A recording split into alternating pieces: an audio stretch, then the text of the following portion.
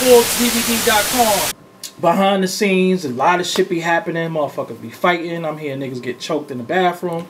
All types of shit. Yeah. What's the craziest shit you seen behind the scenes? Shit I've seen? I mean, because I seen the after effect of Bill Collector. Oh man, that was this crazy. shit was pushed to the white meat. But what was the craziest shit you seen? Crazy? I mean, that was crazy because I think it could have been avoided. That was just me. The craziest shit had to be in Detroit. I think Detroit might be the realest city I've ever been in.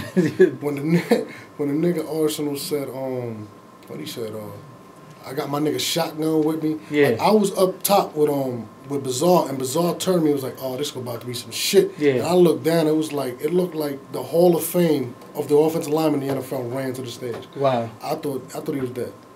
So that didn't come off on camera though, right? Y'all No, we actually showed that on camera, and that's actually on the battle. If you look, Arsenal Calico, and another time I seen we was in St. Louis, and X Factor was battling. I think he was battling Remy or some shit like that. I don't remember.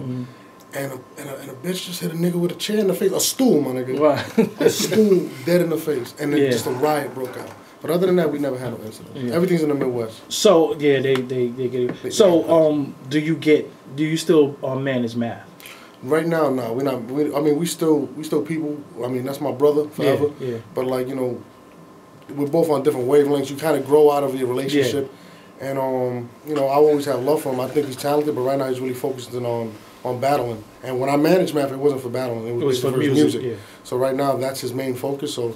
At this point, no, but that's always my brother. But was it a conflict of interest when you was battling him when you started with the URL? It was definitely a conflict of interest because it was like I'm stuck between both. Like, if he wants a certain amount of money and he can't get it, it's like, but you're a bad manager. Yeah, exactly. Yeah. And then it's like with my partners, it's like, but Math is asking for so much, but can't you give us a break? And it sucked. Yeah. For the most part, that's the one thing I hated about it. But the reason I got behind Math in terms of managing him was because of his music, and I definitely think that he needs to focus more on that because he's a very good artist. At one point, all the rappers was saying, "I'm not a battle rapper." Yeah. Remember that? I'm not a battle rapper. Don't call me a battle rapper. I got the. Now it's cool to say, "I'm a battle rapper." What you think about that? I mean, it's crazy because at first everybody was like, "Nah, I'm not a battle rapper, not this," and now like all the mainstream dudes want to be battle rappers. It's like the NBA players want to be rappers. The rappers want to be NBA players. It's kind of like that now. And to be honest with you, these battle rap dudes are actually more famous than a lot of these artists that are on right now. Actual facts. You know what I mean? I've actually been. People recognize me. I've been in Milwaukee, all over the place, and I've been in Dominican Republic, and people recognize me. Wow. So that shit. And I don't even battle rap. So, I mean, it's like instant celebrity, especially where we at now. It's crazy. Y'all got. I mean, everybody tuned in.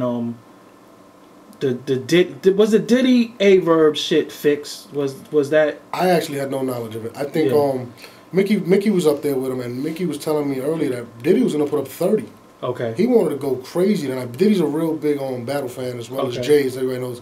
And he was just like, "Yo, I'm gonna put this 10 down on this." He was gonna put 20 on another battle. But do you really think he was gonna get the money to somebody not from Harlem? I mean, that's tough. I can understand A-Verb's gripes because it was a New York crowd. T-Rex is from Harlem. It was tough, man. I would not want to be in that position, but it's his money. Yeah. I mean, I wish he would have threw me 5. Yeah, something, you know right? What I mean? Like, fuck it, but, you know, shout out to Rex. He walked, and I heard Rex walked away with 12,000, to be honest with you. So, you also have a female. Jaz the Rapper. That's difficult. How hard is it to deal with a female?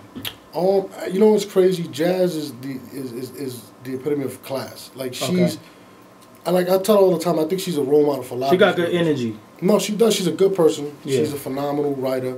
She's a great battle rapper, and she's a student of the game. Okay. In terms of the only difficult thing is, like I said, she's a student, so she's literally goes to school and works. So it's hard to get in the studio and stuff like that. That's probably the only problem with it. And then, always the hate. People can be like, "Oh, she's too good. She don't write her stuff." Like, really, like. So how do you handle, like, I know everybody trying to beat, man. I know niggas trying to bust her drawers. How you handle motherfuckers trying to hit that, man? You know what's crazy? She gets really upset at me. Whenever we're at events, I always have her constantly surrounded by my people. Yeah. I don't let nobody date her. Like, it's weird. Like, that's like my little sister, for real. Yeah. And I tell her, like, rappers ain't shit.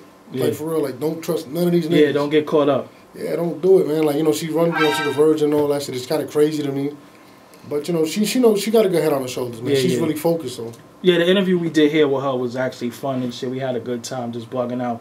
So what, Norbes, what are you like?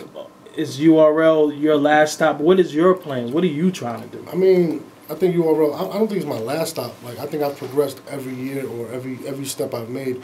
I mean, like, I idolize people like Russell Simmons and Puff and those type of people. I want to eventually get to that level like that. That's what I'm aiming for. Okay. You know what I mean? Like, hip hop has been in my blood for a long time, and like I just want to cement my place in history. Yeah. You know what I mean? Eventually do whatever I want in life, and I love doing this. You've been doing it for years, man. I respect it. So like, I want to do the same thing. I want to be successful, and I want to have sex with Halle Berry. So I think this is the way to. That's your ultimate goal, is to fuck Halle Berry. Yes. All right, because we all that have sex shit.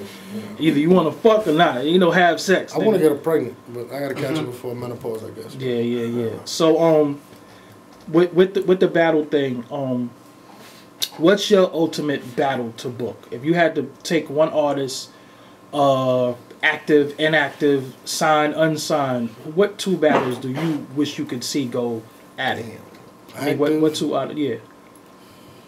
I mean, I want to see Conceited versus B Magic. Like, that's one of those battles. I mean, I know B Magic's not the biggest name right now, but I think it has the opportunity to become one of the best battles ever because of the fact that they're such punchline rappers. And in terms of mainstream rappers, I would have liked to see Nas and Jay go at it. Yeah. That battle would have been crazy on the stage to see everything come out. You know what I mean? I would have loved to see that. I know they're not beefing no more, but you know who else would have been ill? Who? Jadakiss versus Beanie Siegel. Yeah, that would be crazy. Who you think would have got it? I'm going to go, see, damn, both of them is my dude, but I can't be biased. At that time, it's hard for me to say because both of them are good a cappella. See, remember we talked about that earlier. Both of them, because remember when Beanie kicked that line at the Power, it was dope. But I think I would edge it to Beanie just because he got different styles. Kiss is a crazy punchlines though. We can't take.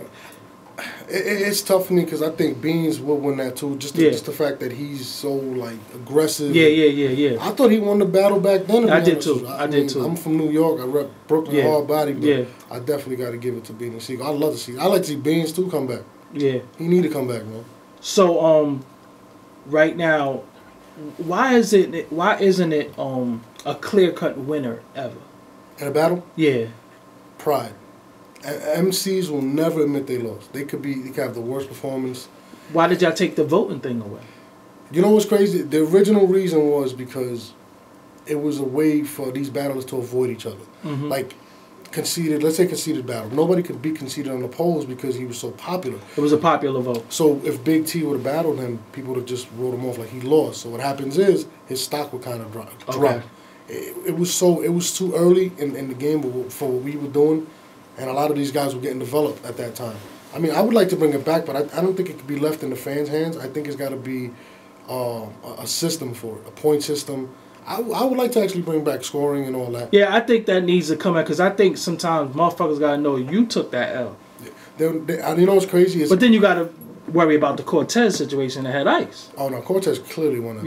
Yeah, he did. I don't even know why they had those people as judges, to be honest with you. It kind of threw me off. Yeah, they was good there, though. They was good to see them, but I don't think for that. Yeah, I didn't understand. I didn't understand Raekwon, actually. Like, when he said, you don't sound like yourself, you sound like you're mocking him. And I was like, that was the point. Like, you know what I mean? Like, that was what Cortez was going for. But, you know, shout out to Raekwon. But battling is a lot different than a record. Man. Yeah, it changed now.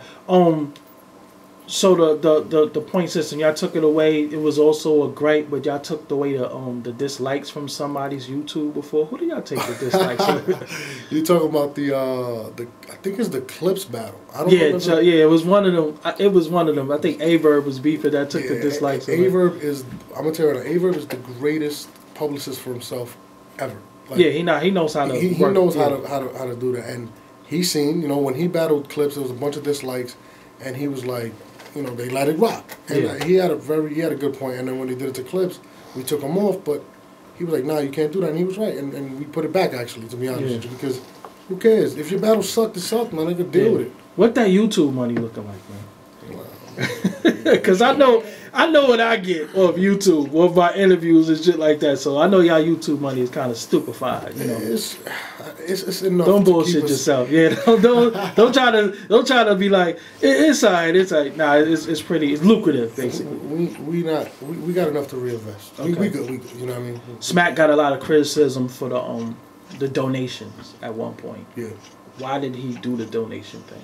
I mean, like I said, a lot of this is out of pocket. Like people, we don't got sponsors like early on. Early. Like people don't understand that. Like people think like because they see us selling out venues and all that, they don't even actually know the cost of what it actually takes to run this operation. And you know, at one point people were just like, if you really want to see these battles, just donate. Yeah. And basically it was really going to the artist and then like to what they were gonna make later on, but you know, it didn't really work. All right, so we're gonna pause for this. Forbes DVD live every Wednesday, 7 p.m. to 9 p.m. on DTFradio.com.